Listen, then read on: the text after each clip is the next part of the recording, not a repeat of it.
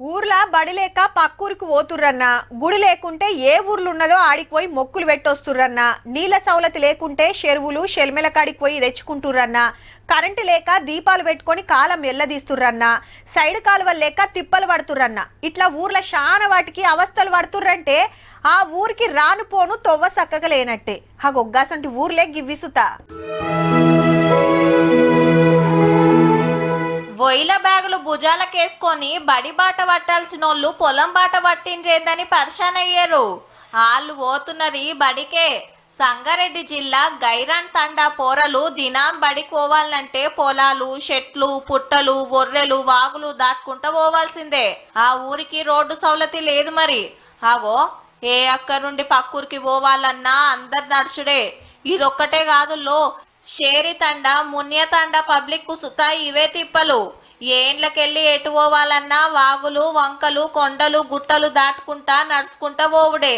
ఆగో వాగులకెళ్ళి బండ్లు పోతానికి సుతా తిప్పలే అవుతుంది.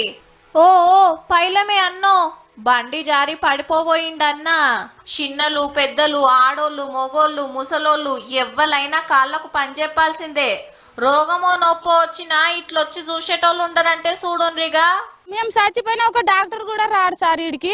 మేము ఎంత ఇబ్బందితోని వాన పడినప్పుడు, వర్షం వచ్చినప్పుడు ఎంత తిప్పలతోని గింత బురదలోకి వెళ్ళిపోతాం సార్. మాకు రోడ్ లేదు. గట్లనే ఎవరికన్నా బీమార్ వచ్చి అంబులెన్స్ కు ఫోన్ కొట్టినా ఊరికి తవ్వుంటే కదా వచ్చేది. మా వదినమ్మకు డెలివరీ అయింది. చాలా వర్షం పడ్డది. వెళ్ళడానికి రోడ్ లేక అంబులెన్స్ కి కాల్ చేస్తే అంబులెన్స్ గుర్సింగ్ తండ వరకు ఆగింది. వెళ్ళడానికి చాలా ఇబ్బంది అయింది. సగం దారిలోనే ఆమెకు డెలివరీ అయిపోయింది. ఎండాకాలం, చలికాలం అంటే ఎట్లనో తిప్పలు పడుకుంటా పోతారు కానీ ఆనకాలం వాగు వంగిందంటే మాత్రం అటోళ్ళటే ఇటోళ్ళిటే. ప్రజలు చాలా ఇబ్బందులతో వాగుని దాటుకునే ప్రయత్నం చేస్తున్నారు. కానీ చెరువు వస్తే 2-3 రోజులు రాకపోకలు ఇబ్బందులు పడుతున్నారు. ఈ స్కూళ్ళకు పోవాలన్నా, సరుకు సౌదాలు తెచ్చుకోవాలన్నా, దవాఖానకు పోవాలన్నా 50 ఏండ్ల కాంచెల్లి అరిగోస పడుతున్నారు తండావాసులు. జర ఇప్పటికైనా గిరిజనుల గోసలు పట్టించుకొని మాకు తొవ్వ చూపెట్టుండ్రి సార్లు అని కోరుతున్నారు.